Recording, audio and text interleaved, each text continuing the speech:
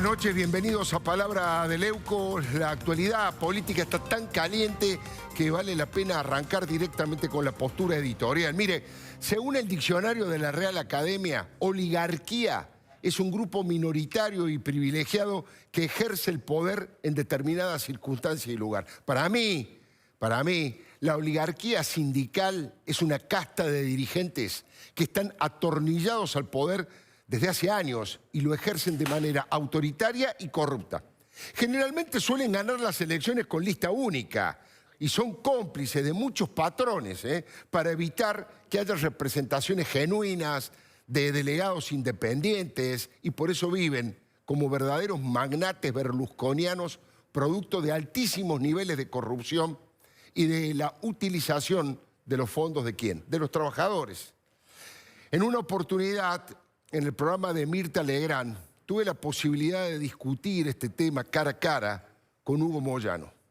Ese debate no fue gratis, me trajo muchos problemas, debo reconocer, de todo tipo, pero creo que vale la pena como disparador de este debate de la actualidad. Yo me quedé pensando en eso que dice usted, Hugo, que en esta mesa no se entiende. Yo le voy a decir una cosa. No se entiende. Yo le puedo nombrar 50 dirigentes sindicales que son ultramillonarios y yo apenas tengo una casa propia. Así que no crea que porque uno es periodista es un oligarca que no entiende a los trabajadores. Al contrario, yo me considero un trabajador y si hay una oligarquía en la Argentina, hay varias oligarquías. Una es la oligarquía de los dirigentes sindicales que no bajan de los niveles de autos que tienen, de los McLaren. A veces la oligarquía... Entonces, cuénteme quiénes son los dirigentes sindicales pobres. Cuénteme quiénes son los pobres. No sé, El otro día Juan Carlos tuvo que ir a Espejo, a la historia, a buscar un dirigente sindical humilde. Bueno, yo conozco muchos dirigentes sindicales humildes. Muchos dirigentes humildes. Cuénteme los periodistas Millones. que han tenido, que han tenido una cultura... Usted en plena democracia no produce un hecho de asaltar Le dan mala información. No, pero sale en todos lados. Ni siquiera sabe de qué se trata. Ni siquiera sabe de qué se trata. Entonces, ¿ustedes creen que son los puros y castos los únicos que tienen autoridad? No, yo no digo. Simplemente estoy tratando de decir un hecho comprobable. Casi no hay dirigentes humildes. Hay, por supuesto, lo conozco a Michel, lo conozco a Víctor de Genaro, conozco a mucha gente honesta, lo conozco a Juan Carlos Smith, mire, un hombre suyo, que es honesto y que reivindica y que da gusto. Pero después, diga la verdad, usted también los conoce a los demás. Escúcheme, ¿el tener algo es de ser deshonesto? No, hay que explicarlo. ¿Sabe por qué? Porque son dirigentes sindicales que reciben fondos públicos. Los fondos que son de las obras sociales son públicos. Escúcheme, porque un dirigente gremial, sea honesto, si tiene algo ya es un negro que, mira. Por favor, jamás diría semejante cosa. Sí, es así. Entonces, Marcelo Balcedo no es un negro, es un mafioso delincuente que tiene McLaren y que tiene Mercedes-Benz y los laburantes están con hambre. Entonces, ¿cómo? Ha sido el periodismo. El periodista Marcelo Balcedo. Es un hombre de prensa. La Plata la hizo así. Es un hombre de prensa. Sí, bueno. Y se cree que es un gremio. Y el Pata Medina y la gente de la Bócara de Bahía Blanca. ¿Quiere que le empecemos a nombrar todo? No, si yo no vengo acá a ponerme las si tiras. usted reconoce eso, pero tampoco diga que acá porque que no, le atacamos a los trabajadores. Yo, al contrario. Que no se entiende muchas veces la lucha del trabajador. El mensaje común. Es la verdad. Es increíble, ¿no? Es tragicómico. Dice que Marcelo Balcedo es periodista, porque con todo el dinero que robó como sindicalista y mafioso que es, había comprado algunos medios de comunicación y además lo habían asociado a los que tenía la familia. Así que Balcedo es periodista para Moyano. Pero bueno, ¿sabe qué pasa? Esa palabra oligarquía, la oligarquía sindical, le declaró la guerra a Mauricio Macri y el presidente aceptó ese desafío. Hay 3 dirigentes gremiales que para el gobierno conforman el eje del mal. Hugo Moyano, Sergio Palazzo y Pablo Viró. Son 3 figuras claves que trabajan para el regreso de Cristina y tienen gremios con mucho dinero y con gran capacidad de daño. El camionero puede bloquear plantas industriales y supermercados, como ya lo hizo, y paralizar el transporte. Por supuesto, el transporte de mercaderías, la nafta, transporte de basura, incluso de dinero. El bancario ya demostró que está en condiciones de fogonear una medida de fuerza que, por ejemplo, evite que se paguen los haberes a los jubilados o que se realicen transacciones comerciales. El aeronáutico, con un par de gritos, puede hacer colapsar todos los aeropuertos del país y dejar a los aviones en tierra, lo que produce un verdadero descalabro económico de graves consecuencias y un mal social tremendo, un humor social de gran envergadura. Los tres, digo, ¿no? Moyano, Palazzo y Viró comparten actitudes patoteras y autoritarias y tienen una pésima imagen entre los ciudadanos, con excepción de los afiliados de sus propios gremios, ¿no? Moyano es el líder máximo y es el principal obstáculo que tiene el gobierno para generar una reforma laboral que modernice y haga más competitiva a las empresas argentinas, pero también es el más expuesto a las investigaciones en la justicia, producto del enriquecimiento colosal de su familia y de los negociados que hizo en su sindicato y en el Club Atlético Independiente.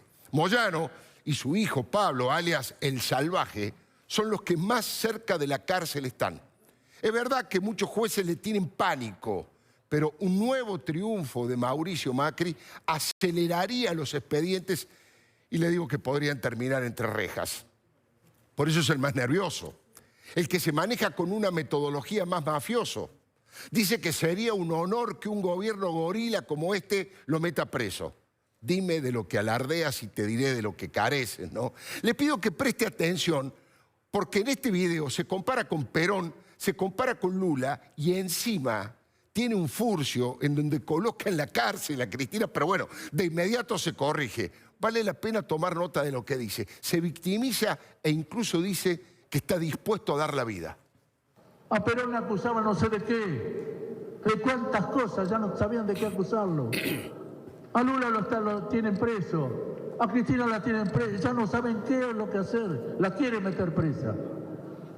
Y a muchos de nuestros compañeros de que estamos acá, nos están también presionando, están tratando de doblegarnos. Pero yo le digo al señor Mauricio Macri,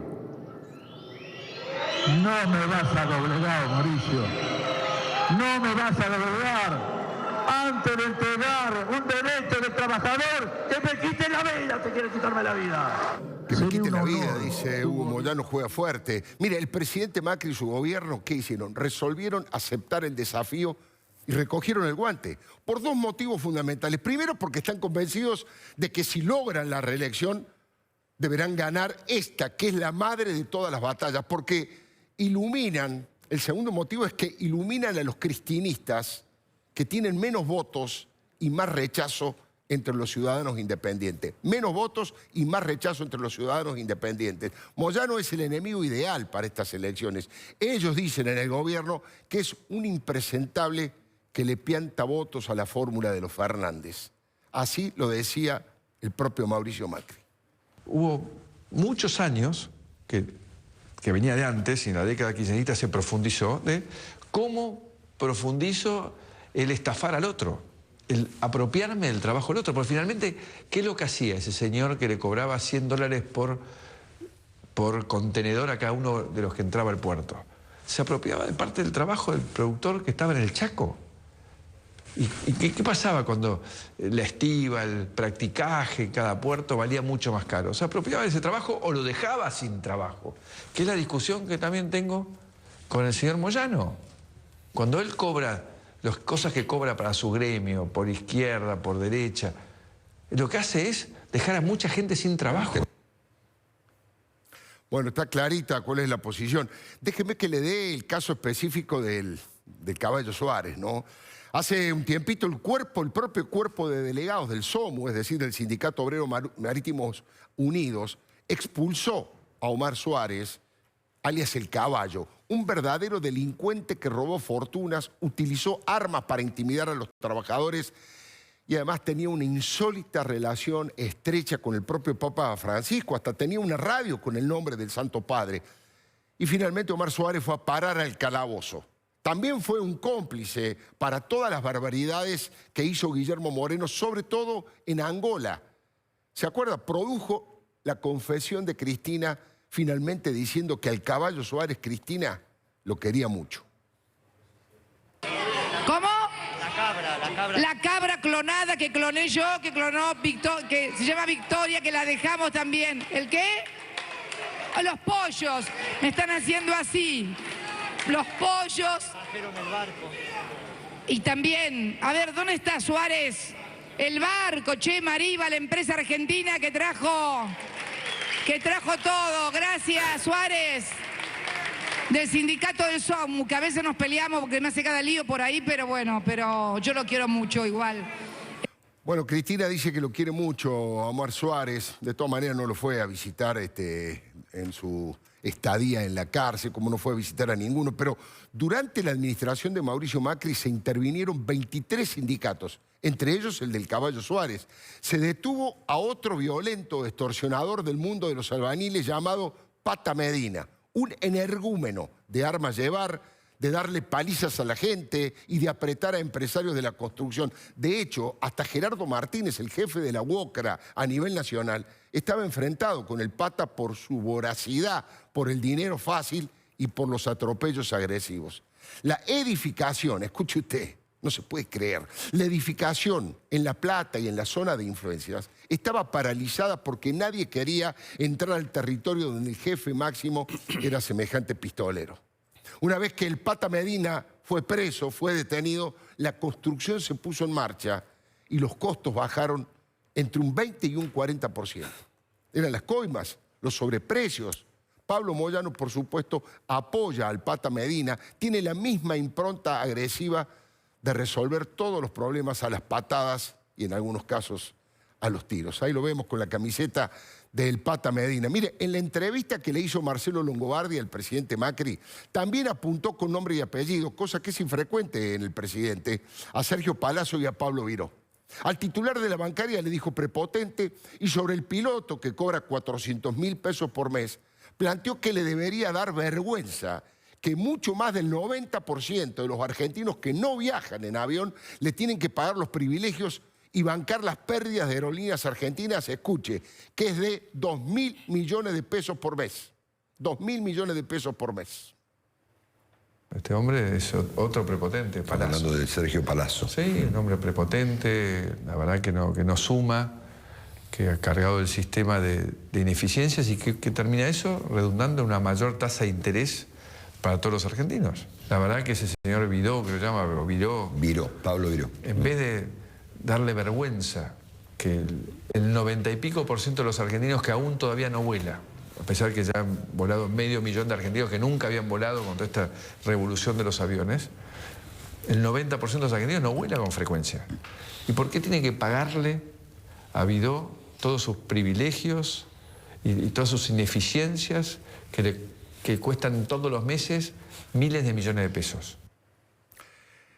Laura Di Marco es una colega, periodista, escritora, que además ha profundizado en 3 de los temas más importantes de los últimos tiempos en la política. Ha escrito, y muy bien, sobre el corazón de la cámpora, sobre el propio Mauricio Macri, sobre Cristina Fernández de Kirchner. Laura, muy buenas noches, gracias por venir. ¿Qué tal? Buenas noches, Alfredo. Contame, ¿por qué vos creés que se da este enfrentamiento entre el kirchnerismo, el kirchnerismo de un lado, el kirchnerismo sindical y el propio presidente de la Nación, Mauricio Macri? ¿Y por qué el gobierno de Macri no logró desarticular de alguna manera ese pesado poder sindical? Yo creo que Macri dudó en enfrentar directamente a Moyano, por ejemplo, ¿no? Hubo un momento en donde... Hubo alianza, claro. Hubo una alianza, después se dio cuenta... Yo creo que el sindicalismo es el gran poder intocado de la democracia. Vos acordate que No. Alfonsín, cuando quiso ir contra ellos, casi se lo llevan puesto en un momento, ¿no? Cuando quiso mandar la ley de democratización sindical. Me parece que están dadas las condiciones hoy políticas de que Macri vaya por ellos. Estos señores no rinden declaraciones juradas, no presentan declaraciones juradas, ¿no? Nadie sabe, por ejemplo, si yo te pregunto, ¿de qué vive Moyano? Ya, claro. ¿De qué vive? Nadie sabe de qué vive, cuál Claro. es su sueldo, de qué trabaja, maneja fondos de los trabajadores y no rinde cuentas. Fondos de las obras sociales. que Fondos son de la obra fondos social, públicos. fondos de Independiente, ¿no? Muchas veces dijo que él había derivado fondos para su club de fútbol y nadie le pregunta sobre eso. Está naturalizado, la extorsión está naturalizada, ¿no? Me parece que desde la época de Alfonsín a la actualidad, la gente ganó conciencia en quiénes son estos señores y tienen una imagen negativa del 80%, ¿no? Claro, claro. Con lo cual hoy la foto de Alberto Fernández con ellos me parece que fue letal, ¿no? Patética. Vos sabés que yo en la radio, letal. esta tarde en la radio, en Mitre, dije, era una le quitaba votos, espantaba a cualquier persona más o menos democrática y razonable. El tren fantasma, otra vez Rodolfo Dar, no solamente el Dar grande, otra vez Omar Viviani, personajes que la gente, yo pensé la verdad, que estaban medio ya jubilados, que se habían retirado y estaban dando la vuelta al mundo con todo lo que habían, con todo lo que habían hay gente acumulado. Que hace ¿no? 40, 50 años que están en el mismo lugar. Y que realmente nadie los ha podido investigar y correr de ese lugar. Macri intentó varias veces, creo que es... Ahora, digamos, en campaña los pone como los enemigos y tal vez como los enemigos perfectos. Pero le ha costado ir contra ellos, además porque en el medio le agarró una crisis donde casi la economía se lo lleva puesto a él, ¿no? Y hay que ver si fue positivo o negativo la presencia de Jorge Triaca como ministro de Trabajo, porque por un lado era muy importante porque tenía relación histórica, ya que era el hijo de un histórico sindicalista, con todos estos sectores, y en algunos casos era positivo a la hora de sentarlos en la mesa de dialogar, pero de otra manera tal vez no iba lo suficientemente a fondo para tratar de sentarlos, de democratizarlos y de que muestren lo que tienen que mostrar, que son, entre otras cosas, cuáles son sus declaraciones patrimoniales. Sí, eso también tiene que ver con un sindicalismo, primero, un sindicalismo fuerte, burocrático, millonario y trabajadores empobrecidos. Claro. Ese es el modelo que generó el peronismo. Y también, bueno, un sindicalismo que está muy imbrincado con el Estado, que eso es lo que Macri debería deshacer, desarmar, ¿no? Sindicalistas, además que sabemos que tienen empresas, ¿no? que son empresarios y sindicalistas, el propio Moyano, que tiene una red no probada, pero que todos sabemos que tiene empresas que proveen a su propio sindicato. Sí. Y que les da trabajo sin ningún tipo de compulso, sin ningún tipo de licitación. Tiene a una agencia digamos, de seguridad privada, lo cual es gravísimo. Una agencia de seguridad privada que en muchos casos actúan como matones, lo ha denunciado la propia Graciela Ocaña en su momento, ¿no? Sí, han sido desestabilizadores de la democracia, ¿no? Históricamente. Enseguida vamos a seguir charlando con Laura Di Marco. Déjeme que avance con el tema de Sergio Palazzo. ¿Qué hizo Palazzo? Quiere sumar a su gremio a los trabajadores de Mercado Pago, que es una de las empresas de Mercado Libre de Marco Galperín, y por eso dijo que iba a ir por las buenas o por las malas en ese camino. Galperín levantó desde la nada una compañía monumental que tiene un valor de 30.000 millones de dólares. Son las denominadas unicornios. Es la empresa argentina más valiosa y está inserta en el futuro de los tremendos avances tecnológicos. Galperín utilizó esfuerzo, por supuesto, pero también cabeza, innovación, creatividad. En cualquier país del mundo lo pondrían como un ejemplo a imitar a Galperín. Lo convertirían en un verdadero héroe del desarrollo nacional. Acá, muchos empresarios prebendarios lo miran con sospecha y algo de envidia. Y un dirigente sindical se aferra al pasado y trata de llevar agua para su molino. La verdad, parafraseando a Gramsci, son visiones chiquititas de un país que no termina de morir y que necesita grandeza para terminar de nacer. Fíjese lo que hacía Palazzo.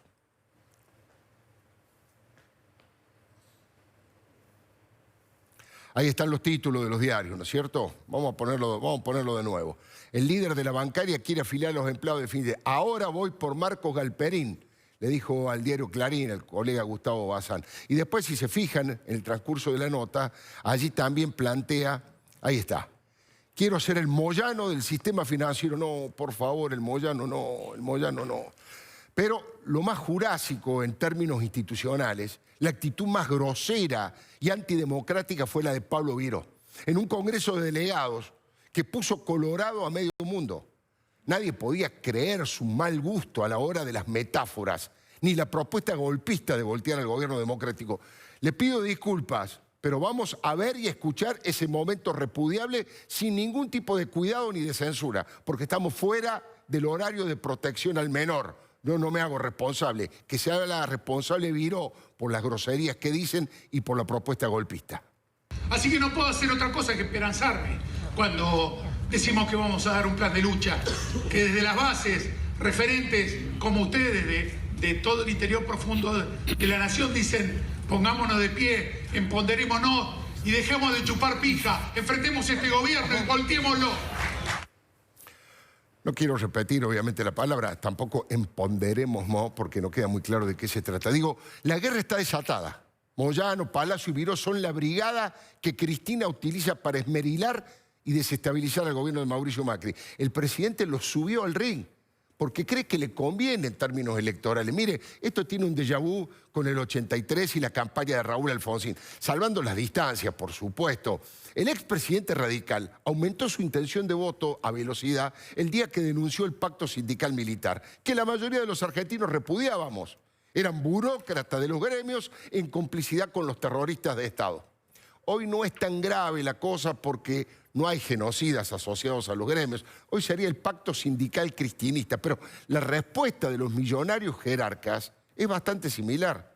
A Alfonsín lo acusaron de ser el candidato de la Coca-Cola, ¿se acuerda? Era como asociarlo con un símbolo del imperialismo norteamericano. Esa era su intención, pero no pudieron evitar el triunfo arrasador del huracán alfonsinista. Hoy acusan a Macri de ser el candidato de Donald Trump y del Fondo Monetario. Los dicen los integrantes del eje del mal, como le dicen en el gobierno, y también lo dice el candidato Alberto Fernández. Macri habla de la patota, del transporte, de la extorsión, igual que anoche lo hizo Patricia Bullrich, aquí con Joaquín Morales Solá, en este canal. Es una historia, ¿no? Un sindicalismo patotero que toda su vida ha usado el lenguaje de la violencia y de la extorsión, y que cuando ven que no tienen otro camino en vez de sentarse a dialogar, presionan, extorsionan, que entiendan de una vez por todas que ese patoterío, esa forma de actuar, se termina. La Argentina tiene el costo de transporte más alto de toda la región. Es producto de privilegios acumulados en forma ilegal, en forma arbitraria, por el señor Hugo Moyano y Pablo Moyano. Y eso es lo que se tiene que terminar en la Argentina. Este comportamiento prepotente, patotero, ilegal, que destruye el futuro de los argentinos. Le quería preguntar a Laura. Laura también ha trabajado mucho y tiene una postura muy definida, muy contundente y sumamente democrática respecto del tema de género, del tema de la participación de las mujeres en la política. De hecho, debe ser una de las pocas columnistas políticas del diario La Nación Histórica que publica en forma permanente, y eso es un gran avance y es muy bienvenido. Pero de las mujeres que están en el gobierno, recién la veíamos a Patricia Bullrich. ¿Cuál es la valoración que vos haces del rol que le ha dado Cambiemos a las mujeres, Laura? Es ambiguo, ¿no? Porque por un lado, sin duda, creo que, y lo comentábamos Alfredo el otro día cuando estábamos en la radio, creo que uno de los productos de verdad más novedosos de la política es María Eugenia Vidal. Sí.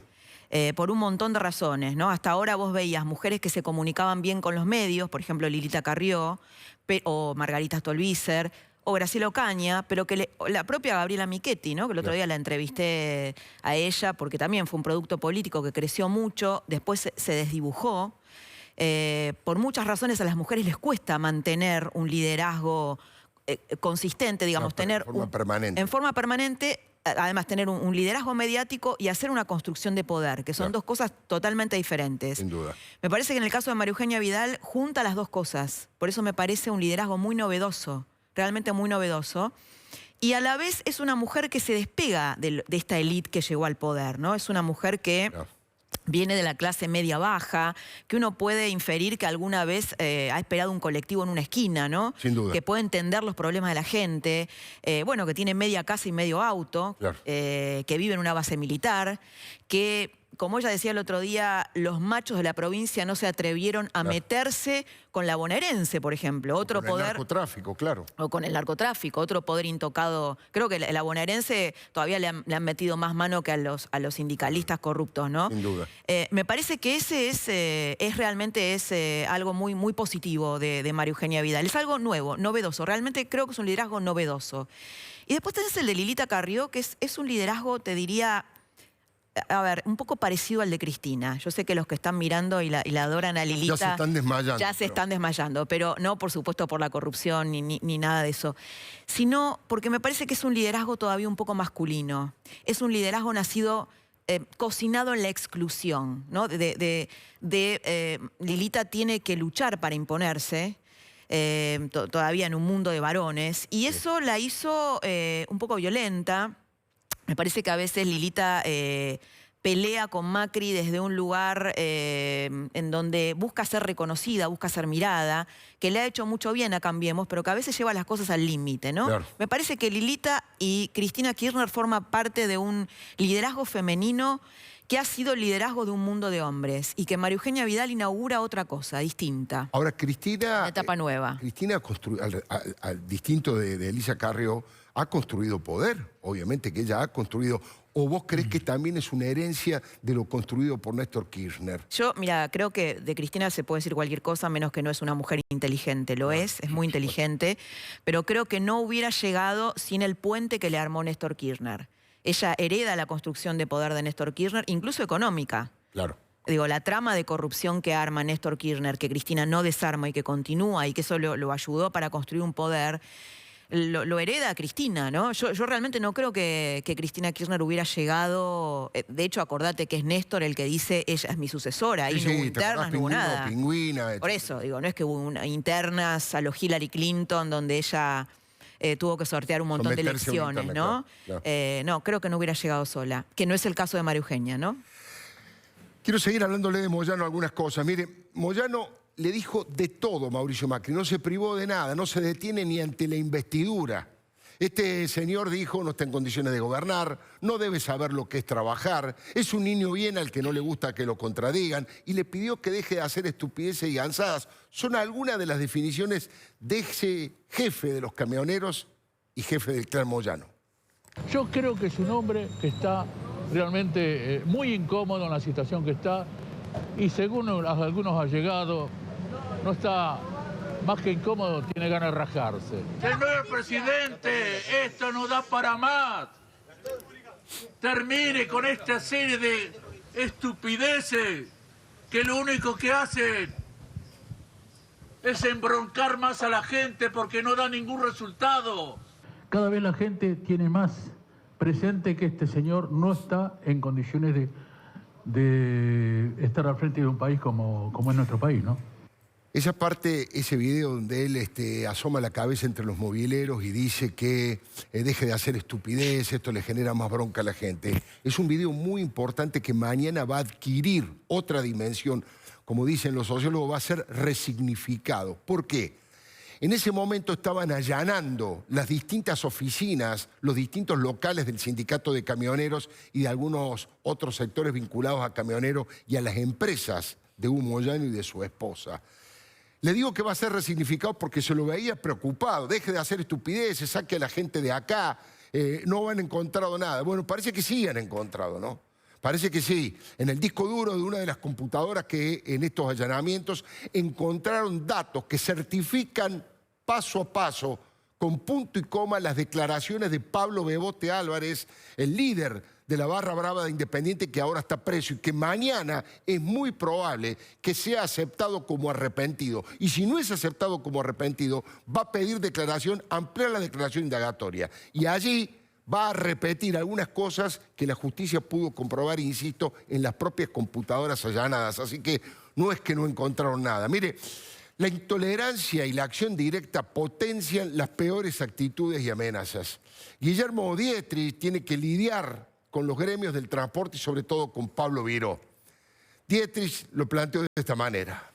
Otra muestra de intolerancia con la gente del señor Viró, un dirigente kirchnerista que lo único que intentan es complicarle la vida a miles de pasajeros.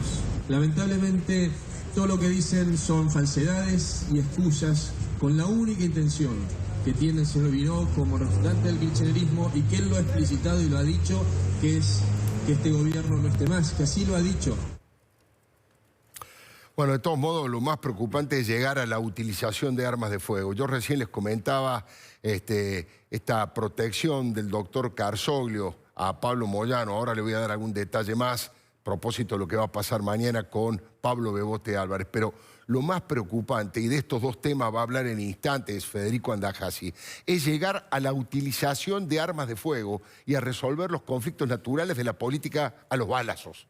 Es lo que pasó en Chubut, con el cierre de listas. Cristina designó como primer candidato a diputado a un hombre de la Cámpora, un joven de la Cámpora. Y Hugo Moyano impulsó y decidió que sea Jorge Taboada, uno de sus hombres más cercanos en el gremio. ¿Cómo se resolvió esa discusión natural a la hora de elegir los cargos? Se resolvió a los tiros. Ganó la Cámpora y Cristina, pero antes hubo heridos, hubo destrozos y descontrol en la sede del Partido Justicialista de Rawson. Ahí estamos viendo los títulos, ¿no es cierto? El dedo de Cristina provocó un escándalo, un camporista desplazó a un hombre de Moyano, por supuesto. Ahí está Chubut, destrozos y heridos durante el cierre de lista. Mire, la violencia se espiraliza demasiado rápido. Se sabe cómo comienza, pero no cuándo termina. Un ultra kirchnerista, según denunció Patricia Bullrich, incendió el auto del jefe del PRO en Entre Ríos. Es el intendente de Basavilbaso. Lo dijo anoche Patricia Bullrich. Y además agregó, esto para mí fue una gran novedad, que Juan Grabois le había roto el brazo a un policía. Y además que Grabois y su gente están programando para mañana colapsar la ciudad con ollas populares en todas las plazas y próximamente con la marcha San Cayetano que los asoció al Papa Francisco, de hecho le dicen los cayetanos, y además que los hizo más conocidos. Fíjese esto, a violencia de que le hablo, aquí están las pruebas. Nuestro candidato a diputado por Entre Ríos, en segundo lugar, que le incendiaron la casa, que fue un atentado, que le quemaron todo el garage de la casa, estaba él durmiendo con su familia, pero bueno, este tipo de cosas, de situaciones violentas, como hemos tenido en este tiempo, gente que dice no van a terminar el gobierno, los vamos a voltear antes, sí, bueno, permanentemente. Manifestaciones, ¿no? Con el helicóptero y todo. Bueno, el tema de la violencia que tuvo Grabois en la Plaza de Mayo, que le rompió el brazo a un policía. Bueno, pero lo más grave son las maniobras que están haciendo Eduardo Duhalde y el suspendido juez Carzoglio para salvar a Pablo Moyano de ir preso. El violento sindicalista y Carzoglio se habían puesto de acuerdo en una prolongada reunión donde corrió el champagne, que ellos llaman champuzardo. Allí, el acusado, Pablo Moyano, y quien debía juzgarlo, pactaron la impunidad y tomaron champagne durante 5 horas. ¿Cómo andás, Pablo? Recién salimos, ¿no? 5 horas y media. Recién salimos con mi viejo, boludo. ¿Estuvo bueno? ¿Qué te parece? 5 horas y media sin champuzar, ¿no? Contó todo, impresionante. No va a pasar nada, no va a pasar nada. Impresionante el compañero ese. Hoy Carzoglio es una suerte de Ollarví, de que produce vergüenza ajena, ¿no? Y que es bancado por la corporación peronista bonaerense. Ya no está y el nuevo juez, insisto, tal vez mañana acepte a Pablo Bebote Álvarez como arrepentido. El ex jefe de la Barra Brava denunció todo esto y puede ser tranquilamente acusado de ser el jefe de la asociación ilícita destinada a estafar a los socios del Rojo y a corromper a los hinchas más violentos. Al parecer, insisto, hay una computadora que fue secuestrada y que contenía información que respalda todo lo dicho por Bebote Álvarez. Veremos. Si así fuera, Moyano hijo podría ir preso y la madre de todas las batallas entraría en una fase explosiva. El 27 de octubre no solo hay que elegir entre Cristina y Macri, también hay que elegir entre la oligarquía de millonarios como Cristina o la oligarquía sindical también como los millonarios de los Moyanos. El pueblo tiene la palabra y la llave del futuro. El mecanismo de la huelga y el bloqueo de los accesos a la ciudad es muy raro que se produzca en el mundo. No hay muchos lugares donde ocurre. En Argentina sí. Solo se utilizan en situaciones de extrema gravedad, para frenar un golpe de Estado, por ejemplo, pero no para fomentarlo. Los sindicatos de Uruguay o de Chile, por ejemplo, que en su mayoría son marxistas, no hacen un paro a cada rato ni por cualquier cosa. Defienden los intereses de sus trabajadores como corresponde, pero viven como los trabajadores, con austeridad y con honradez. Argentina está llena de señores feudales sindicales que aplaudieron la flexibilización laboral y liberal de Carlos Menem. Y después el populismo chavista de Cristina. Le dieron lo mismo, cualquier populismo, cualquier bondi los deja bien en la esquina del populismo. Esa cultura prepotente lo llevó a hacerle 13 paros generales a Raúl Alfonsín, 8 a Fernando de la Rúa, 1 por trimestre y un solo paro a Néstor Kirchner. Cristina ahora necesita a Moyano como fuerza de choque contra los jueces y los medios de comunicación independientes, y Moyano la necesita a ella para tener una carta taquillera en los comicios. Todos tenemos que cuidar la democracia. La democracia está construida con consensos y con disensos. El discurso único es fascista, de izquierda o de derecha, porque niega la existencia del otro. Escenas de la vida electoral que confirman el camino hacia el chavismo que ha emprendido por Cristina y el acompañamiento de Hugo Moyano con la única finalidad de no ir presos y de tirarle misiles al presidente Macri. Le doy mi palabra. Federico Andajasi, le anticipé que en su columna se iba a mover por estos dos carriles de lo que tiene que ver con la justicia y obviamente con la violencia. Federico, buenas noches. Hola, Alfredo. Mira, te escuchaba con mucha atención, escuchaba también con mucha atención lo que decía Laura. Y efectivamente vos mencionaste dos temas que están íntimamente y sutilmente vinculados, te diría yo. Y yo siempre digo que es bueno mirar los hechos a la luz, no solamente de la coyuntura, sino de la historia, para poder entenderlos y poder compararlos, sobre todo. Mira, se acaba de declarar una guerra. Por una parte, esta pelea que le declaró el presidente de la Corte Suprema de Justicia bonaerense a María Eugenia Vidal, que te digo, esto va a traer una saga bastante más impredecible de lo que imaginamos. Y por otra parte, el atentado que vos mencionabas que sufrió el intendente de Cambiemos a manos de un militante kirchnerista, según decía Patricia Bullrich, que ya está detenido. No se conoce todavía el nombre, o se conoce, pero está en secreto de sumario. Claro, el primer tema, que es muy espectacular, casi te diría yo que silenció un poco este otro, que me parece que es el más grave. A ver, hablo del regreso de la violencia al tapete político, pero sobre todo de la mano de un sector del peronismo. Ambos casos, los dos, esta pelea del Poder Judicial con el Poder Ejecutivo en la provincia de Buenos Aires y este caso de violencia tremenda, tremenda.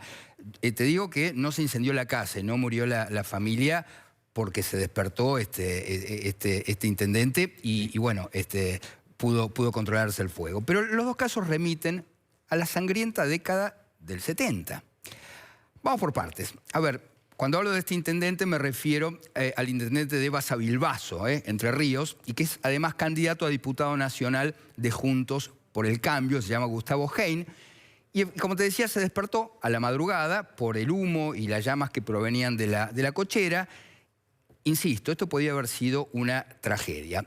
Y el fiscal determinó que efectivamente se trató de un incendio intencional. Se detuvo, como te decía, el presunto autor del atentado y, como decía Patricia Bullrich, insisto, sería un militante, palabras textuales, ultra kirchnerista y hay imágenes. Estamos viendo la foto del auto, ¿no? Ahí efectivamente. Ahora vamos a hablar de esa imagen porque vas a encontrar un correlato que te va a sorprender. Pero además hay imágenes de las cámaras de seguridad que permiten reconstruir cómo fue. Vamos a hacer un poquito de historia. Esta foto que vemos hoy, ¿no? La cochera incendiada, el auto de Hein destrozado, recuerda a otro auto, a otra cochera, a otro dirigente político y a otro atentado. Y me refiero al que dio origen a la AAA. La inauguración de la AAA, que como por supuesto es organización terrorista y brazo armado, en este caso de derecha, del peronismo.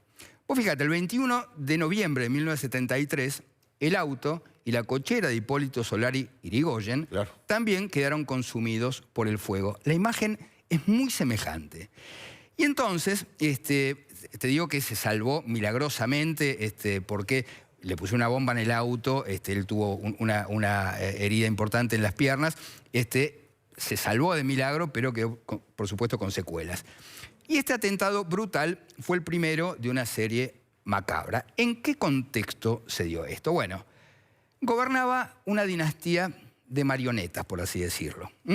Primero, Héctor Cámpora, como títere de Perón, vos te acordás, Cámpora al gobierno, Perón al poder. Y después María Estela Martínez, viuda de Perón, como muñeca articulada de López Rega. El otro día recordábamos los discursos donde ella habla, pero quien le dicta el libreto... Modula atrás ese López Rega. Exactamente. Ojo con los títeres, porque no es algo sencillamente pintoresco. Cuando el poder se maneja desde las sombras, todo se maneja desde las sombras y anteceden periodos oscuros. ¿Cómo se vincula la historia, esta que conocimos, con la actualidad? Bueno, volvamos al presente. El presidente de la Corte Suprema de la provincia de Buenos Aires, que se llama Eduardo de Lázari, dijo en un discurso ante sus colegas, ante jueces provinciales, que en los tribunales federales existe, escuchen, abuso del proceso judicial penal, causas armadas artificialmente, abusos de testigo de identidad reservada, abuso de arrepentidos y de factores de presión fomentados y fogoneados por ciertos medios de prensa, no sé si te suena, y como si fuera una maniobra realmente orquestada, Cristina Kirchner, ¿qué hizo?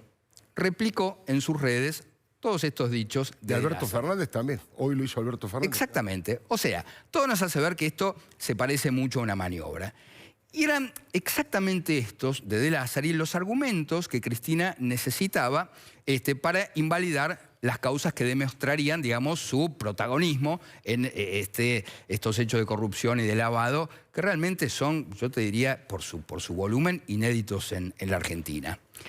La investigación se tramitaba, digamos, más o menos sin presiones, en Comodoro Pi, sin grandes interferencias, hasta que metió la cola justamente, ¿quién? Un juez de la provincia de Buenos Aires que se llama Alejo Ramos Padilla. Un juez que se cuadra ante el kirchnerismo y que responde no solamente a justicia legítima, sino que es digo, según sus palabras, kirchnerista. Tiene derecho a hacerlo. Ahora, cuando ya sus fallos, digamos, favorecen a un sector, bueno, hay que seguirlo con más atención. Entonces, ¿qué pasó? María Eugenia Vidal salió al cruce y le pidió al presidente de la Corte Suprema, a De Lázari, que denuncie en la justicia los delitos a los cuales hacía mención. Al tiempo, la Comisión Directiva de la Asociación de Fiscales de la Nación, bueno, manifestó, palabras textuales, su profundo malestar y rechazo por las declaraciones de Lázari. Y el decano, el miembro más antiguo de la Corte Suprema bonaerense, se llama Héctor Negri, consideró, palabras textuales, que su par, Eduardo de Lázari, se extralimitó y dijo que la política debe hacerse fuera de los cargos judiciales para garantizar imparcialidad. Bueno, entonces cuando se le preguntó a de Lázari a qué causas hacía referencia, ¿cuál citó? Justamente la de Alejo Ramos Padilla. Entonces, de pronto, por arte de magia, todo empezó a cerrar, ¿no? Este torpe armado kirchnerista para sacar del juego a Stornelli, ¿no? E intentar invalidar la causa de los cuadernos de la corrupción, bueno, cuenta ahora con el apoyo de nada menos el presidente de la Corte Suprema de la provincia de Buenos Aires. Y unos días antes, vos te acordás que el propio Papa Francisco habló del lawfare, ¿no? De una supuesta armado de causas judiciales. Bueno, hasta acá los hechos. Pero ¿quiénes son estos jueces que operan a favor de Cristina y en contra de Vidal? Bueno, el presidente de la Corte Suprema bonaerense, De Lázari, es también el presidente de la Junta Electoral en estas elecciones que se avecinan. Y es un hombre, ¿de quién? De Eduardo Duhalde. Y acá viene el juez Carzoglio que vos mencionabas. Claro. Él enfrenta ahora un jury. ¿Quién es el defensor de este juez, en el jury? Eduardo Duhalde. Mirá cómo todo cierra en hechos sin historia. Interesantísimo. Laura, ¿qué pasa que personajes como Eduardo Duhalde, como Chiche Duhalde, todavía siguen en la política y van y vuelven? Yo creo que lo comentaba con vos el otro día en la radio. Hay como una pérdida de la propia dignidad personal, porque vos podés tener adhesión política a quien te guste, pero Duhalde fue castigado por el cristinismo, lo hacían perseguir con los piqueteros, no lo dejaban hacer actos, se comunicaba con nosotros, con los periodistas. Y además decía barbaridades de todo tipo. Decía barbaridades, ¿no? Y ahora nuevamente es como se encierran en la corporación, apenas pueden cuando olfatean el poder, ¿no? Sí, bueno, los ha unido Macri, ¿no? En el caso de Duhalde. Yo creo que desde mirando todo el despliegue del programa que estás haciendo, es clarísimo, ¿no? El peronismo ha querido volver al poder desde el minuto 1 en que Macri ganó las elecciones. Sí. ¿No? Porque uno puede ver una oposición crítica, pero en la Argentina tenemos, yo no sé en cuántos países hay oposiciones destituyentes, ¿no? Tanto que el peronismo, que el kirchnerismo hablaba de lo destituyente. Digo, uno puede confrontar, uno puede no estar de acuerdo y no puede estar de acuerdo fuertemente. Ahora, ¿cuántas veces se pidió que Macri se vaya? ¿Cuántas veces referentes del peronismo pidieron eso? Y en el caso de Duhalde, bueno, Duhalde, digamos, el peronismo ha nombrado a gran parte de la justicia como poder permanente de la Argentina y la justicia también es parte del problema en la Argentina, ¿no? Sin duda. Digo, María Eugenia Vidal no es la primera vez que tiene problemas con... Claro. Ha tenido que correr a la procuradora. María del Carmen Falvo en su momento. Que era alguien que había nombrado Eduardo Duhalde, ¿no? Digamos, yo creo que Duhalde, cuando se habla también de las mafias bonaerenses, Duhalde ha tenido mucho que ver en ese armado. Laura, has escrito sobre Cristina, has escrito sobre la Cámpora, has escrito sobre Macri, has escrito sobre las mujeres y las empresas, un libro el más primero, antiguo, sí, el primer libro, pero también ahora, ¿por qué no me mostrás tu último libro? El lado B. ¿Qué significa? El lado B de Laura Di Marco. Ahí está. Qué linda foto, me imagino lo que significa para vos. El libro se llama Los cuadernos de Laura. Y contar un poquito la foto y, y de qué se trata el libro. Ahí está. Una foto, esta soy yo con 7 años y mi mamá. Y ahí, bueno, mira, es culpa un poco de tu amigo Fernández Díaz, este libro. Digamos que Laura, obviamente, además de trabajar y de escribir en La Nación y trabajar en La Nación Más, en la televisión, también trabaja con Jorge Fernández Díaz en Radio Mitre. Mira, Los cuadernos de Laura es una sección que surgió un poco de casualidad en Radio Mitre, pensando secciones en nuestra hora no política. Claro. Yo un día le cuento a Jorge Fernández Díaz que tengo diarios personales. Imagínate tu amigo, ¿no? Que dijo, pero tráigalos. Los colmillos. Tráigalos acá. Yo digo, no, ¿cómo voy a traer mis diarios íntimos? Entonces, en realidad hicimos un mix. Yo cuento una parte de mi infancia en el libro. Mi mamá murió en un accidente cuando yo era chiquita. Y eso hizo que yo me interesara sanar esa infancia que yo había tenido a través de distintos caminos, de terapias y trabajos personales. Y esto en realidad yo lo venía haciendo en paralelo y obviamente en secreto, entre comillas, con respecto a mi profesión, que es ser periodista política. Claro. De todas maneras, mi periodismo político estaba muy imbuido de lo emocional, ¿no? Claro, y atravesado por un tema humano. Porque yo había aprendido mucho, realmente hice un gran recorrido. Me interesa mucho la psicología, he leído mucho desde muy chica y participé, bueno, de muchos trabajos personales, de terapias grupales, donde vos ves a la gente desnudarse emocionalmente. Como uno nunca deja de ser periodista, siempre quise escribir esto, ¿no? Que la gente dice en la intimidad. Pero también cuando yo escribí los libros de Cristina y de Macri, yo creo que no se puede entender a Macri si vos no entendés, no se puede entender la presidencia de Macri si vos no entendés la relación con su papá, su familia y su infancia. Lo de Cristina tampoco. Y menos lo de Cristina. La actitud de Cristina tampoco. Yo tengo como la imagen de estar en la puerta de la casa donde nació Cristina, una casa muy pobre, que no tiene cloacas. Ella después se mudó a la casa que nosotros conocemos, pero ahí nació, digamos, de mamá soltera, que fue Ofelia Willem, que tiene toda una historia, ¿no? Donde es muy probable que su papá, el colectivero, no sea el papá biológico de Cristina. Epa, qué grave eso, Sí, eso yo lo escribo en Cristina Fernández, la verdadera historia. Ella tiene heridas de la infancia no curadas. Entonces te decía, mi periodismo político, en la trama política estaban presentes las emociones. Sí. Pero esto era lo que yo me había animado a hacer hasta ahí. Cuando empezamos a hacer el programa, pensándolo bien en Mitre, y surge esta idea, yo entendí que tenía cosas para aportarle a esta sociedad desde el lado emocional, ¿no? De historias que podían aportar a la resiliencia de esta sociedad, ¿no? A veces hay una equivocación o un malentendido con la palabrita resiliencia que parece resistencia, y en realidad es fortalecerte en la adversidad. Yo cuento historias de gente que se ha fortalecido en la adversidad y historias que tienen que ver con los principales dilemas de la vida, nuestra relación con el dinero, el feminismo, cómo somos como padres, el tema de la grieta que nos ha afectado tanto familiarmente. Claro. Son 64 historias verdaderas donde te muestro gente resolviendo conflictos y problemas y contando cosas con las cuales vos te podés identificar. Creo que es un libro con el cual te podés identificar. ¿Y qué te dicen? ¿Qué te dice la gente? ¿Se sorprende por esperan una cosa política? Porque muchas veces te etiquetan, ¿no es cierto? Sí, claro. Laura es una periodista política, Leuco es un periodista político. Cuando vos escribís algo, otra cosa, o desarrollás otra actividad paralela, que a lo mejor sos igual o mejor que la actividad anterior, hay como un prejuicio, ¿no es cierto? No, obviamente, claro. Y yo tenía mucho miedo que sea leído de esa manera. Lo que pasa es que, bueno, yo en la radio hace 4 años que vengo haciendo esta columna, ¿no?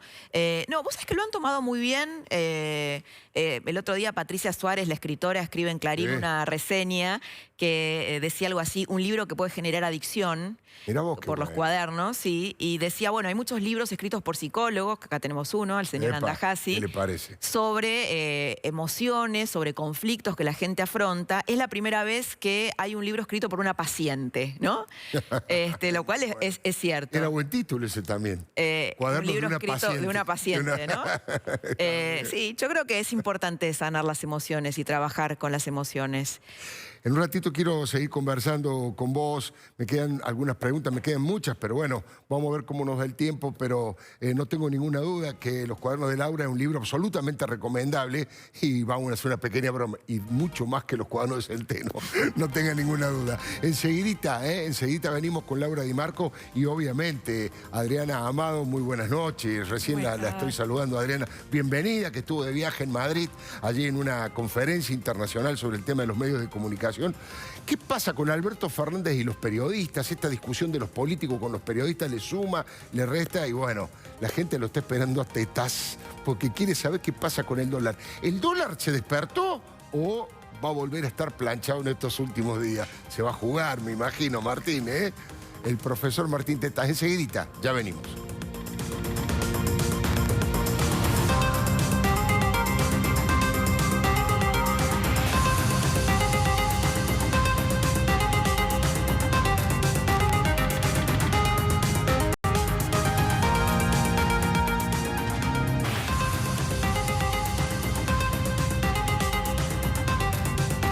Bueno, por supuesto que le voy a servir un vinito a mis compañeros y a mis queridos columnistas, que tanto despiertan el interés de la gente y además la reflexión. Señor Andajasi, que ya... A eso vinimos, a ya cumplió, me había prometido en el contrato, me dijo, si no hay vino... Totalmente. Martincito. Gracias, Alfredo. Pero déjeme que le haga una pregunta más a Laura, a Laura Di Marco, que tiene que ver con los cuadernos y el presidente Macri. ¿Qué ha pasado con ese tema, Laura? Mira, un viernes yo estaba leyendo, los cuadernos de Laura en la radio van los viernes a la noche, entonces yo estaba leyendo una historia, son todas historias verdaderas, reales, yo transfiguro los personajes para protegerlos, y la historia se llamaba La familia Ingalls nos arruinó la vida. Sí. ¿No? Con esto de que uno idealiza tanto la familia que cuando tenés la familia real o una pareja real te parece que está todo mal, ¿no? Porque si lo comparas con esa serie. Y era la historia de una mujer que se había enamorado, real, ¿no? La historia de un juez, la secretaria de un juez, el tipo casado, y esta mujer hace toda una estrategia y finalmente cuando este hombre se separa, ella se desenamora de este hombre, ¿no? Entonces todas las historias terminan con una frase, y yo terminaba con una frase de Guillermo Oliveto, un especialista en consumo, que dice, no hay deseo que tolere su concreción. Así terminaba. Extraordinario, brillante. Entonces, al otro día yo lo tenía que entrevistar a Macri, para mi libro. Sí. En Los Abrojos, en la quinta de él. Entonces él viene y me dice, ¿viste que yo siempre te doy 1 hora? Sí, le digo yo, te voy a dar 2 horas. Bueno, qué bueno, le digo, bárbaro. ¿Y por qué? Me dice, me gustó mucho el cuento de anoche del deseo. Me dice, el deseo es así, va cambiando de forma, es inasible, ¿no? Primero lográs algo, después querés otra cosa. Entonces, bueno, después me contaba con Juliana, decía, sí, estaba escuchando la historia del juez, porque la historia, bueno, eran como muchos capítulos, ¿no? Y me iba relatando la historia y la verdad que me sorprendió que estuviese atento a ese tipo de historias, claro, ¿no? Un tipo tan que uno lo ve desde afuera tan frío, pero bueno, lo describiste muy bien en el libro y en los libros. Laura, muchísimas gracias, muchísimas gracias por haber venido a presentar tu libro aquí, a Palabra de Leuco, y además para ayudarnos a pensar la Argentina con todos los temas que hemos tratado desde el punto de vista de la política. No, un placer haber venido, gracias a todos. Muchas gracias. Martín Tetas, ¿qué pasa? Vos sabés que la escuchaba Laura y realmente el precio del dólar también. Es un deseo, es un objeto de deseo. Tiene esta misma característica porque vos fíjate que hace 2 meses atrás estaba a 46 pesos. Sí, señor. Todos preocupados porque el dólar estaba muy caro. Sí. Que carísimo el dólar. Hace 2 días nomás estaba a 42,85, o sea, había bajado 4 pesos prácticamente y todo el mundo ya estaba preocupado por el atraso cambiario. Demasiado bajo, claro. De hecho, hubo colegas, muy respetados, colegas míos, que empezaron a advertir, che, guarda que el dólar está bajando demasiado, no se está poniendo demasiado barato. Y ahora subió en 2 días 80 centavos y otra vez hay pánico. La gente dice, pero ¿qué pasa con el dólar que se está moviendo el dólar? Y digo, bueno, ¿qué queremos al final? El dólar... vos sabés que parte de esto quiero primero dedicar esta columna especialmente al Pulpo Paul. Sí. ¿Qué pasa con el Pulpo Paul? ¿Vos te acordás del Pulpo Paul? Sí, en el Mundial. El Mundial, todos se acuerdan, el Pulpo Paul tiraba resultados. Y cada tanto, obviamente, vos sabés que hay un dicho que dice que un reloj descompuesto da bien la hora 2 veces al día. 2 veces al día. Por lo menos, ¿no? Te acierta 2 veces al día. El Pulpo Paul acertaba cada tanto. Claro. ¿no? Y entonces hay algunos analistas que, digamos, de la mano del Pulpo Paul cada tanto tiran algunos pronósticos de lo que va a pasar con el dólar. Y 2 veces en la vida aciertan. Yo lamento darles alguna información, digamos, mientras la competencia estaba hablando en algún momento del dólar a 70 pesos y otro tipo de disparates parecidos. Realmente no hay manera de saber cuánto va a salir el dólar. No hay manera de saber por una simple razón, porque el precio del dólar resume toda la información que ya tenemos en un determinado momento. Claro. Vos decís, che, pero la gente no tiene miedo que gane Cristina. Sí, claro, por eso el dólar nos sale 5 pesos menos. Si la gente estuviera convencida de que va a ganar Macri, capaz que saldría menos el dólar.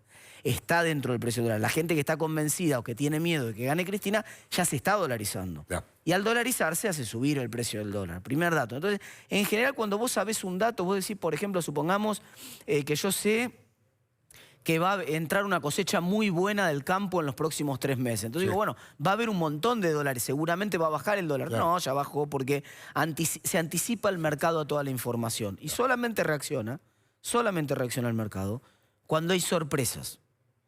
Claro. Esta es la primera pista. Entonces yo quiero dar elementos como para que la gente pueda tomar mejores decisiones, sin dejarse engañar por el Pulpo Polo, teniendo la esperanza de que alguien por ahí puede saber. A veces la gente me pregunta, muchas veces me dice, che, ¿qué hago? ¿Plazo fijo o dólar? Claro.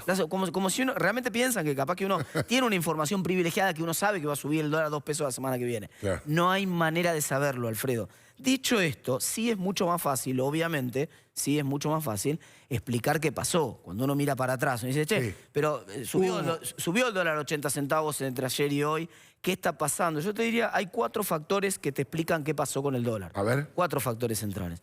Primero hay un factor externo, así como vino bajando el dólar en parte en Argentina porque bajaba en el mundo en general. Claro. En Brasil, por ejemplo, hoy lo charlábamos con Claudio Suchovicki a la mañana. Efectivamente, el dólar en Brasil llegó a estar 4,20 hace 2 o 3 meses atrás, ahora está 3,76. Claro. Llegó a estar 3,70 hace 2 o 3 días, subió un poquito también allá. O sea, un poquito de la subida tiene que ver con la cuestión externa. Otro poquito de la subida tiene que ver con la toma de ganancias en la bolsa. La gente que entra en la bolsa y que cada tanto dice, bueno, ya está, gané suficiente, voy a tomar ganancias y voy a volver a ver qué pasa. Hay un poquito de toma de ganancias en la bolsa. Está el fenómeno de las PASO. El fenómeno de las PASO para mí es un fenómeno clave por lo siguiente, por una cuestión obvia. Mucha gente dice, bueno, el resultado de las PASO puede desatar un proceso de dolarización si es peor que lo que espera el gobierno. Sí. Números redondos, el gobierno está manejando 5 puntos de diferencia y el mercado más o menos está comprando. Eso te diría que incluso está comprando un poco menos, esos 5 puntos de diferencia, cosa que me preocupa. Y ahora voy a entrar en ese tema también. Pero bien vinculado al tema de la PASO, ¿qué pasa?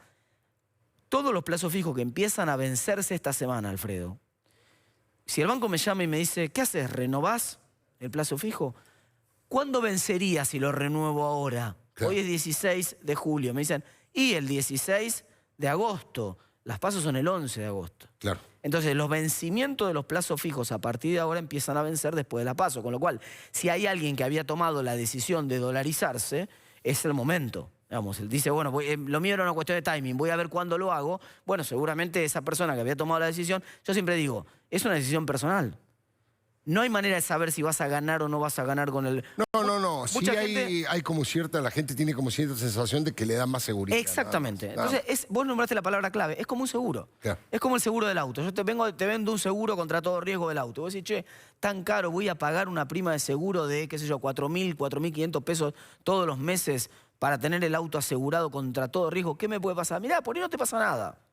Y pagaste 4.000 durante un montón de meses y no pasó nada. Y por ahí chocás.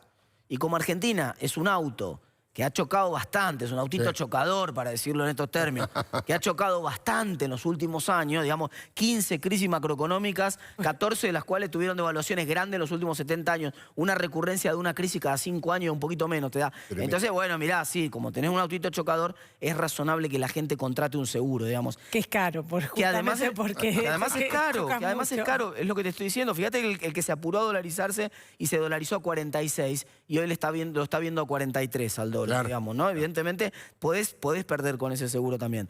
Y el cuarto punto, que creo que también tuvo algo que ver, es esto que te decía recién. Me parece que el mercado compró con demasiado exitismo la mejora de Macri en las encuestas. Es decir, una aceleración. Hace 2 meses atrás era todo pesimismo.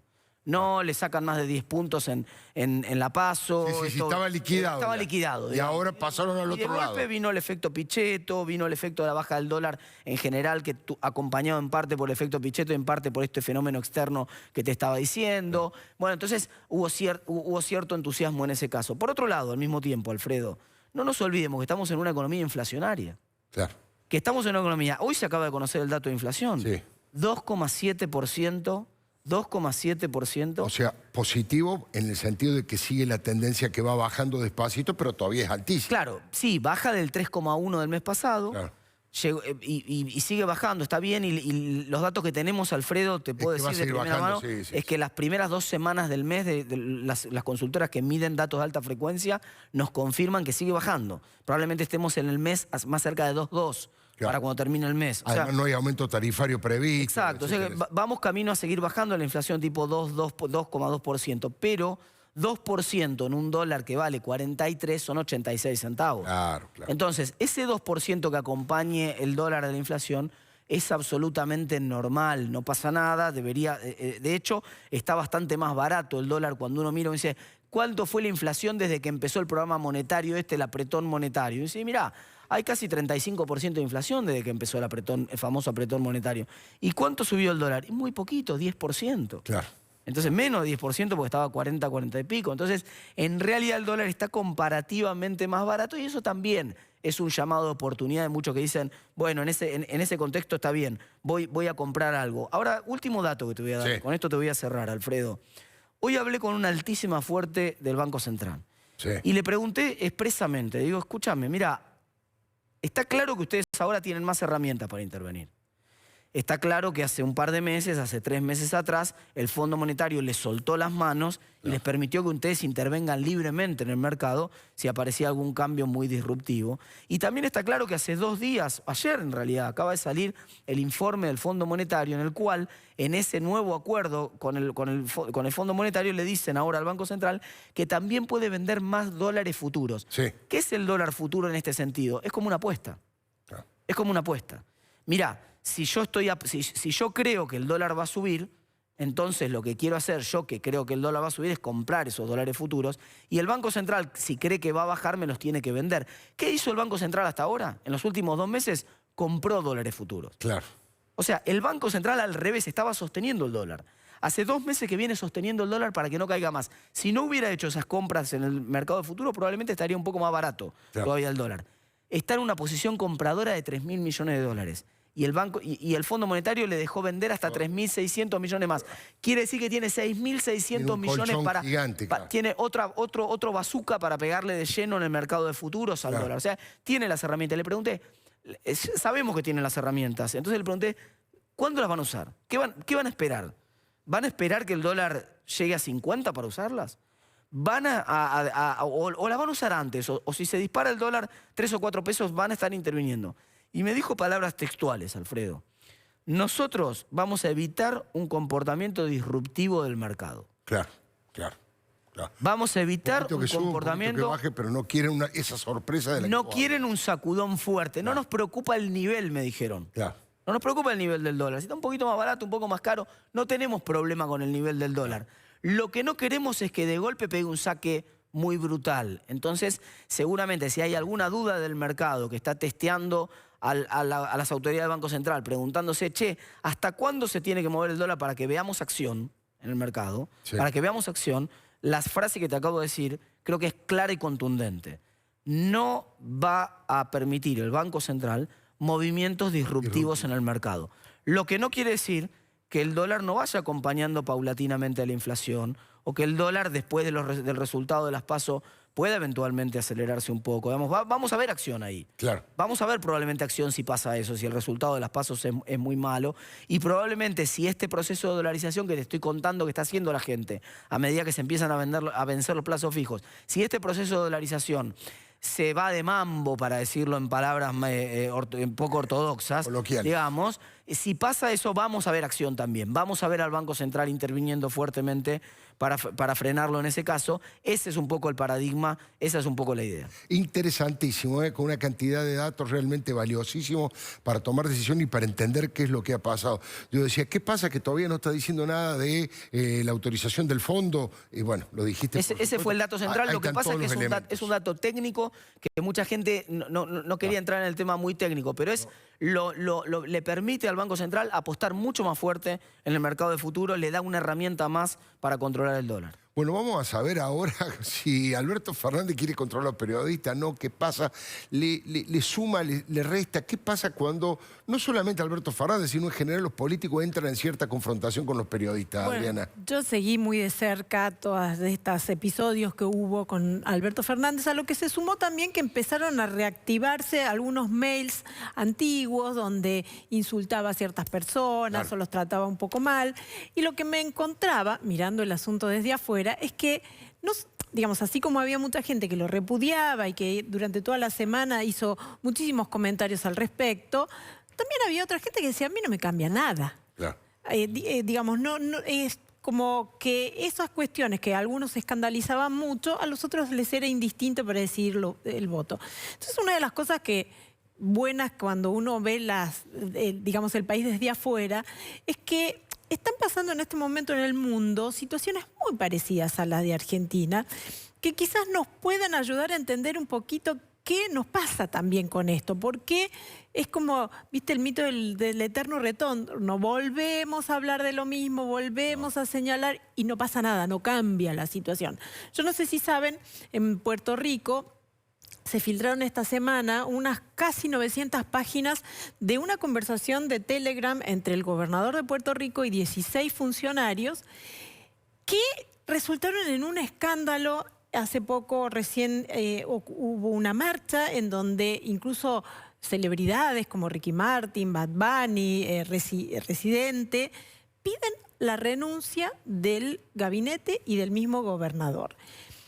Fíjate que estamos hablando ya no de tweets de insultos, sino conversaciones que podrían suponerse en la órbita privada. Recontra privada, que no manejo un Telegram, chat pero de Telegram. Es igual que el WhatsApp, lo único que se supone que está más encriptado, pero claro, uno no puede evitar que alguna de las personas participantes o un asistente de los que están participantes se quedara con una copia. Ustedes saben que tanto el WhatsApp como el Telegram se pueden abrir en una computadora. La persona que quiere imprimir ese chat está todo detallado. Y estaban escandalizados porque en un chat privado hacían bromas, tenían comentarios sexistas con relación a determinados personajes. Homofóbicos, algunas cosas homofóbicas. Y obviamente tenían comentarios despectivos y amenazantes con ciertos periodistas. De alguna manera, además, estaban como manejando la campaña. Eso generó un escándalo.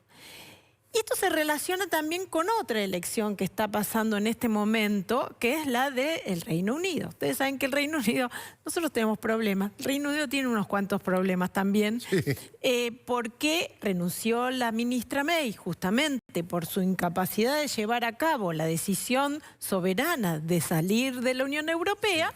Y ahora la sucesión se resuelve entre los candidatos que son del partido de Theresa May, el partido más conservador. Entre esos dos están Boris Johnson y Jeremy Hunt, que a todo esto son personas además muy comprometidas con el Brexit, con la salida. Otra filtración vuelve a poner en discusión los vínculos de Gran Bretaña con Trump, de nuevo la prensa. Sale el comisionado de Scotland Yard a decir los medios tienen que dejar de publicar las cosas, no publiquen filtraciones. Estos dos candidatos, lo conservadores que son, sale a decir, no, nosotros estamos a favor de que la prensa publique todo lo que tiene que publicar. Digo, imagínense, están resolviendo la primaria que los va a marcar como sucesor.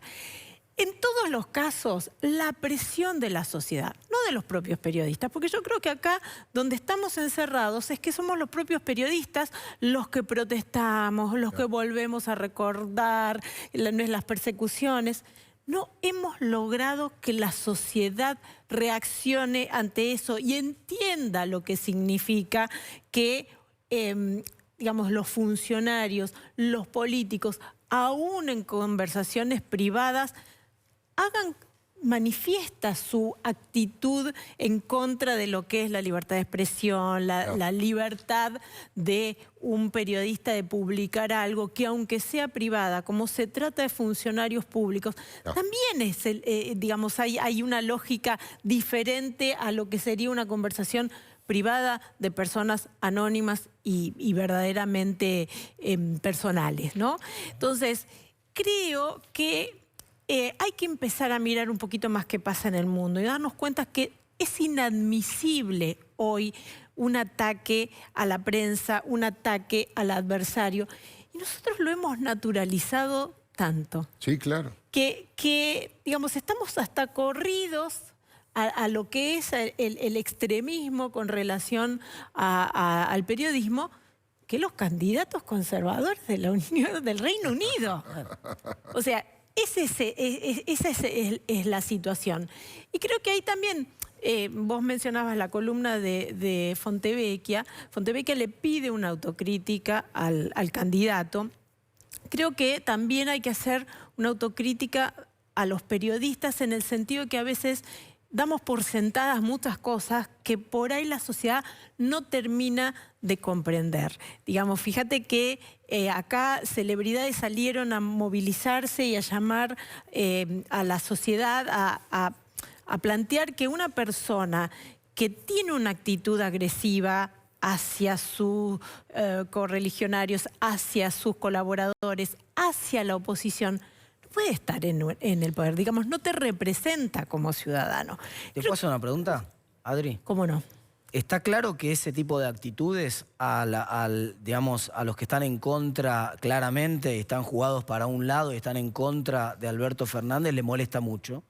Y está claro que a los fanáticos les da lo mismo. Exactamente. Lo que decías recién. ¿Qué pasa con la gente que está en el medio? Bueno, ahí es donde, digamos, no está lejos de ese medio los cambios que están en las encuestas. Uno piensa que solo la actitud, digamos, solo el dólar, o solo la cuestión económica, o solo los aciertos de políticos del entramado.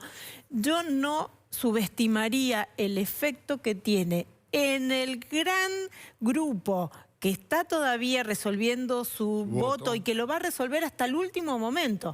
Porque incluso lo que surge en las PASO, quedan 2 meses en adelante para después las elecciones generales. Es decir, y ahí también hay mucha flexibilidad. Entonces, quizás no es tanto lo de volver a recordar las ignominias pasadas, sino mostrar que hay una actitud de todos los candidatos. Y ahí es donde tenemos que, digamos, más que preguntarles lo que piensan, hay que mostrarlos cómo son. En evidencia. Muchísimas gracias. Palabra de Leuco. Ya venimos en instantes.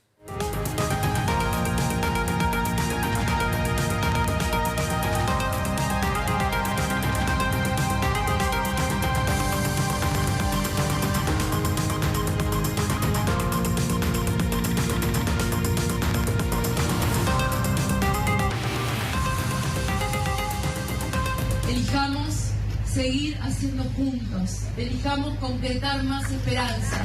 Elijamos hacer más. El intendente de San Martín, Gabriel, el Catopodis, allí haciendo gestos, negando, poniendo cara como qué desastre, mientras María Eugenia Vidal, la gobernadora, está hablando, inaugurando una obra monumental del Metrobús que va a beneficiar a 250.000 habitantes de San Martín. Creo que esta actitud... Por supuesto, la gente de la Cámpora y Cristina están chochos con esta actitud. El tema es qué opina el vecino común, el ciudadano independiente de San Martín, que ve que una obra importante que se hizo en un tiempo récord y que la pagó el gobierno nacional Gabriel Catopodis, el intendente, bardea, ignora, hace gestos contra María Eugenia Vidal. Creo, sumarle votos, ninguno. Hay que ver si no pierde votos por esto. Está absolutamente viralizado en las redes sociales este video. Ya venimos.